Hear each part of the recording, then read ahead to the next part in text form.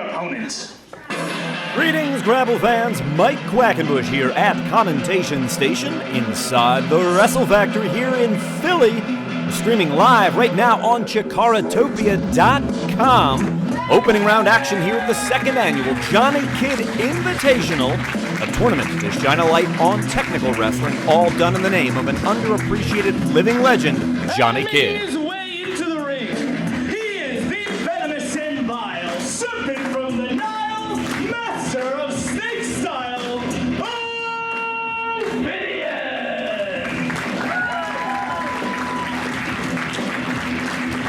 Our friend John could not make the trip to Philadelphia from Luton, England this year, but I asked him who he predicts will capture the ring in the tournament this year, and he picks Colt Cabana. Cabana is set to take on the resilient rookie Green Ant, and the winner of this match will meet the winner of Cabana and Green Ant in the semi-final round. That match, of course, coming up next to follow this singles competition between Solo Darling and Ophidian.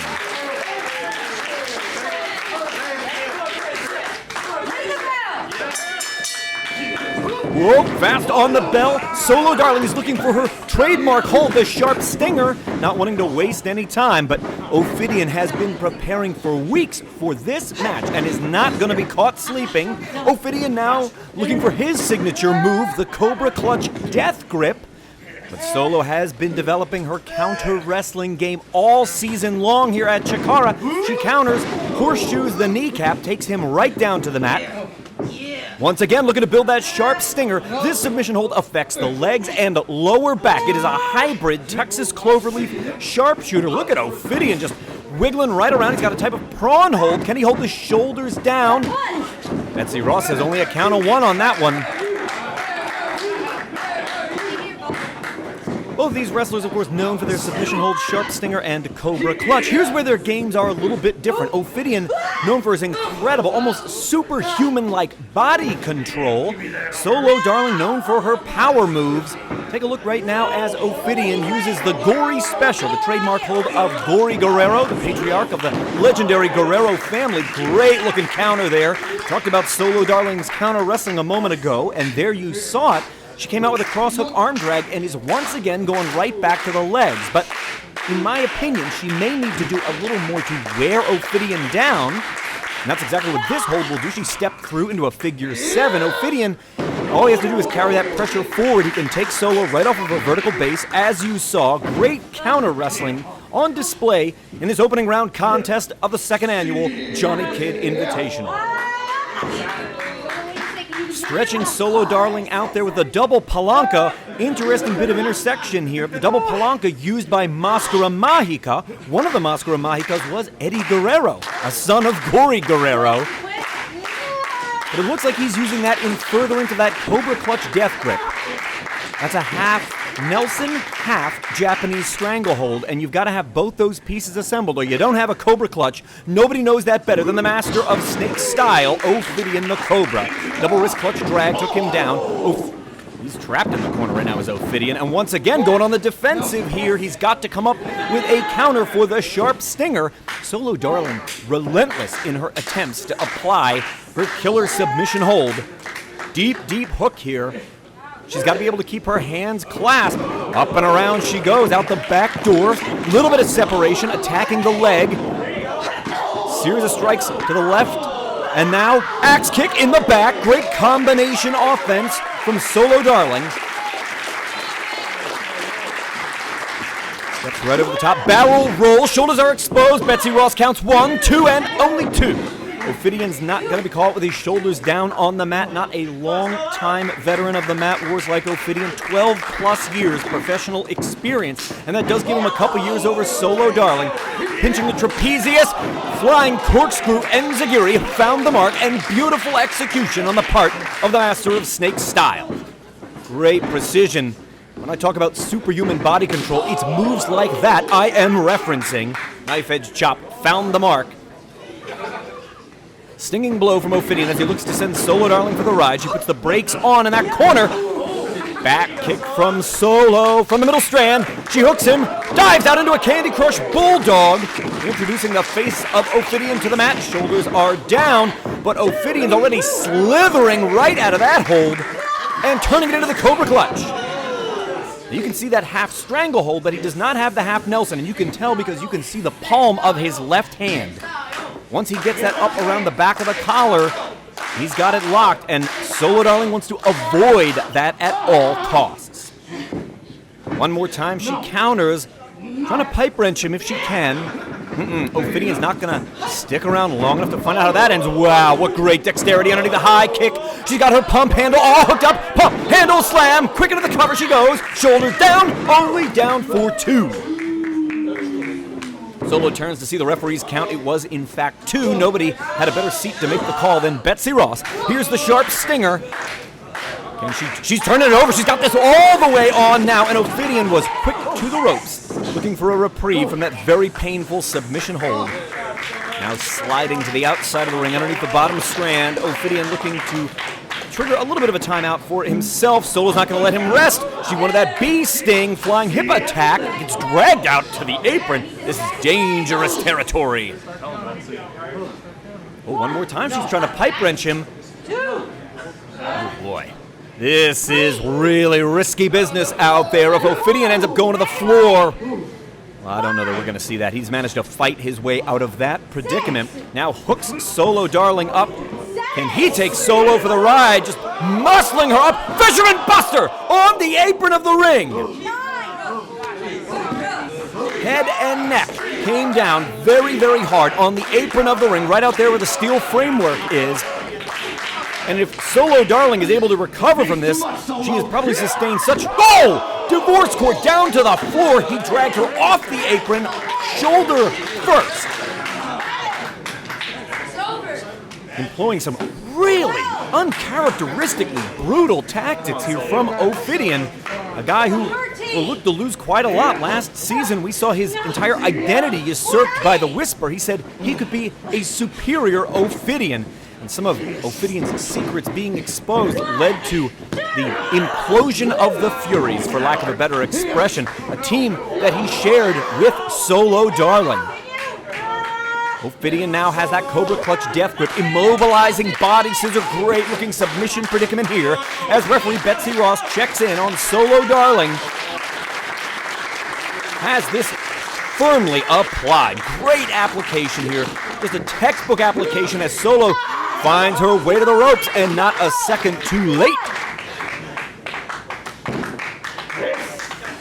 When we talk about professional wrestling as a game of human chess, we're talking about things exactly like that. The way Ophidian used every offensive move he could to build to his Cobra Clutch. That Fisherman Buster out on the apron, working just a move or two ahead, softening up the neck region of Solo Darling, who goes up and around. Tornado.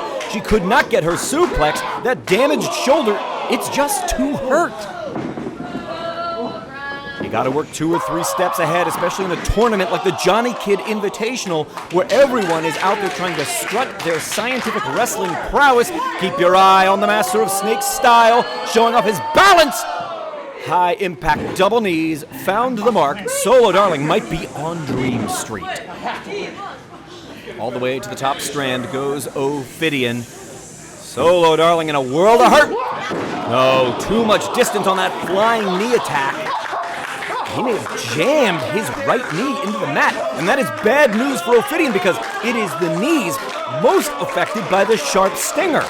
Solo Darling's pet submission hold.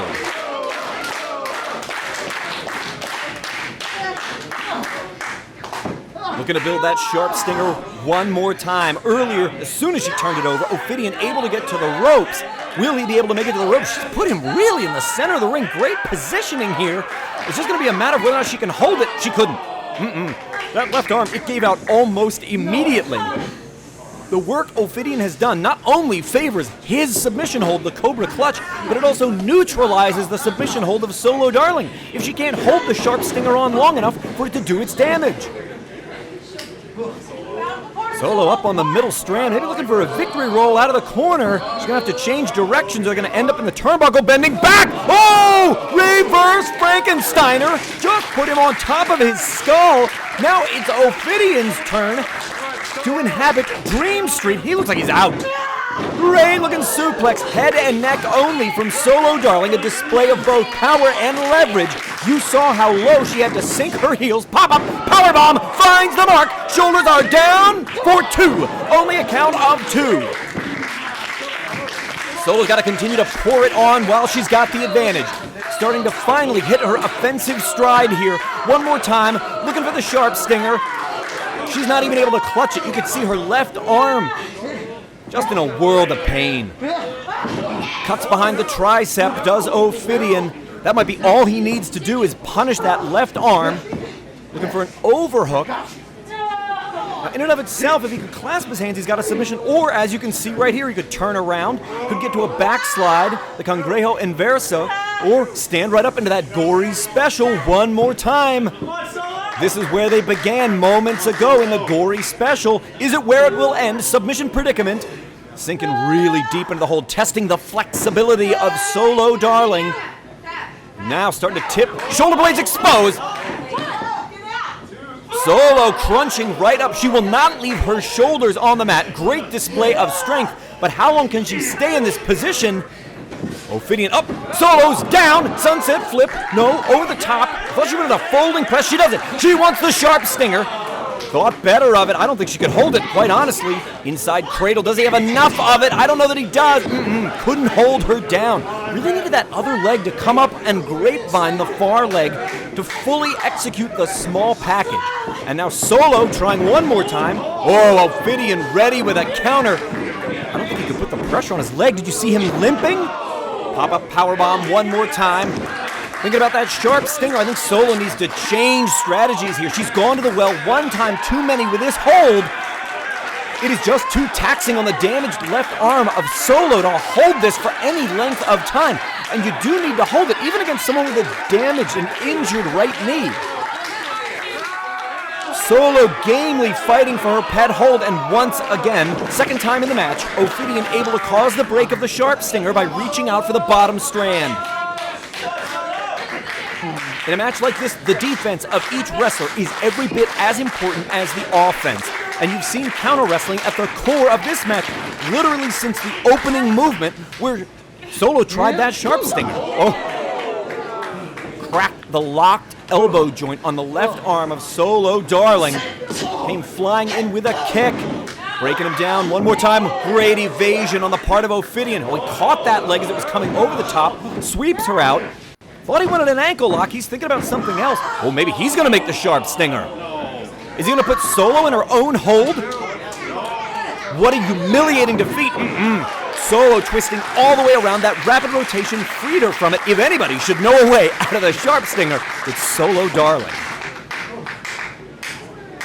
A lot of separation between these two. Solo looks to close the distance. Comes flying in, put an elbow on the backside of Ophidian's head, and just blocked by Ophidian before she could get to a backhanded trip. Once again, it's a Cobra clutch. He's got the half Nelson and the half strangle, and if he can break Solo down, he's going to look for that body scissor. Solo better find a way out. Into the turnbuckles they go, and just enough impact on the face of Ophidian to break his grip. Otherwise, this one might have been over. Both these competitors really wrestling outstanding contests today. Ophidian has helped scoop up Solo Darling. She better counter here. Could get to the Serape. Is that what she's got? No, Ophidian blocked it. He blocked it in mid-movement and turns her over. Once again, it's double overhook. Her shoulders are down, and Ophidian pushing over the top. Bridge, shoulders are down. It's the count of 3. Ophidian wins. The winner of this match by a result of a pinfall, Ophidian. Counter for counter, hold for hold. A simply exemplary display of technical wrestling here at the Johnny Kidd Invitational. And now it is Ophidian who's going to advance into the semifinals, where he will face the winner of our very next contest. Will it be Green Ant or will it be Colt Cabana?